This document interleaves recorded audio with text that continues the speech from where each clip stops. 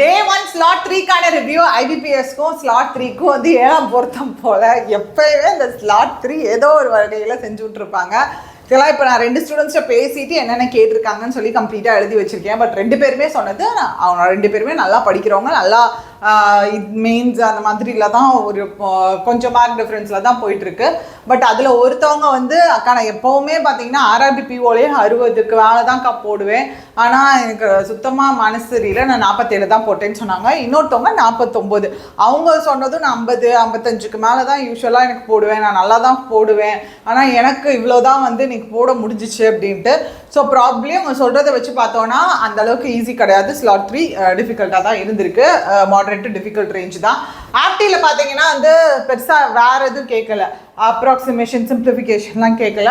So number series கேட்டிருந்துருக்காங்க, quadratic equation கேட்டிருந்துருக்காங்க. And டிஐலேயே வந்து trees, table based DI, bar graph, caselet and இன்னொன்றும் கேட்டிருந்துருக்காங்க. இது எல்லாமே டிஐஏ பார்த்தீங்கன்னா வந்து ஒரு 20 மார்க் கிட்ட வர மாதிரி இருந்திருக்கு. அண்ட் அடுத்தது குவாட்ரேட்டிக் ஈக்குவேஷன் கேட்டிருக்காங்க.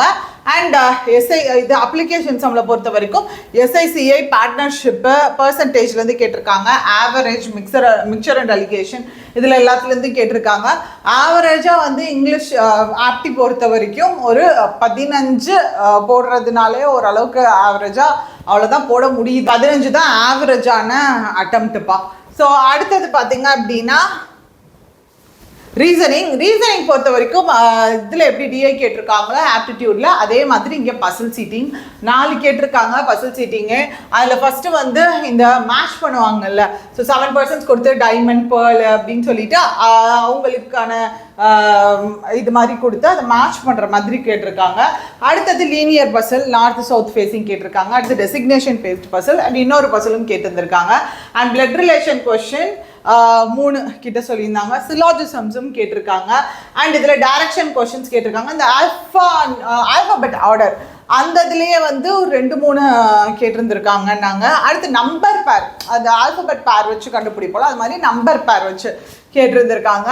அண்ட் அடுத்து மீனிங்ஃபுல் வேர்டு, அட்வைசரி சம்திங் சொன்னாங்க. இந்த அட்வைசரின்ற வேர்ட்லேருந்து ஒரு 3-4 லெட்டர் எடுத்து இந்த வேர்டில் மீனிங்ஃபுல் வேர்டு ஃப்ரேம் பண்ண முடியுமா அப்படின்னு சொல்லி கேட்டிருந்துருக்காங்க. ஸோ ஆவரேஜாக வந்து ரீசனிங்லேயும் பார்த்தீங்க அப்படின்னா ஒரு 20+ கொடுக்கலாம், ஒரு 25 அந்த ரேஞ்ச் வரைக்கும் கொடுக்கலாம். 25 வரைக்கும், ஒரு 23 to 25 ஓகேவா, 25 வரைக்கும் வந்து கொடுக்கலாம் அப்படின்றாங்க. ஓகே, ஸோ 25 ஆவரேஜாக நான் சொல்கிறேன். நல்லா படிக்கிறவங்க இதுக்கு மேலே கொடுத்துருக்காங்க, 27 28 இதெல்லாமே கொடுத்துருக்காங்க. அவங்க 27 28ம் கொடுத்துருக்காங்க. பட் இந்த 23லேருந்து 25 வந்து ஆவரேஜ் அட்டம்ப்ட்டு. ஸோ இந்த ஸ்லாட் 3 பொறுத்த வரைக்கும் ஒரு 43 44 இந்த ரேஞ்சில் தான் எனக்கு தெரிஞ்சு நிறைய பேர் இருப்பாங்கன்னு நினைக்கிறேன். ஏன்னா ஸ்டூடெண்ட்ஸ் சொல்கிறத வச்சு அவ்வளோதான் தெரியுது. நான் ஒவ்வொரு ஸ்லாட்டுமே நான் பார்த்து வச்சுருக்கேன். ஸோ எல்லா ஸ்லாட்டுமே நான் முடிஞ்ச உடனே உங்களுக்கு overall analysis and good attempt கொண்டு வரேன். ஸோ ஸ்லாட் 3 ஓவராலாக கொஞ்சம் மாடரேட் டிஃபிகல்ட்டாக இருந்தால் கூட கண்டிப்பாக நார்மலைசேஷன் இருக்கும். அதனால் வரி பண்ணாதீங்க. 45 தான் போட்டிருக்கேன், 46 தான் போட்டிருக்கேனாலும் வரி பண்ணாதீங்க, நம்ம பார்த்துக்கலாம்.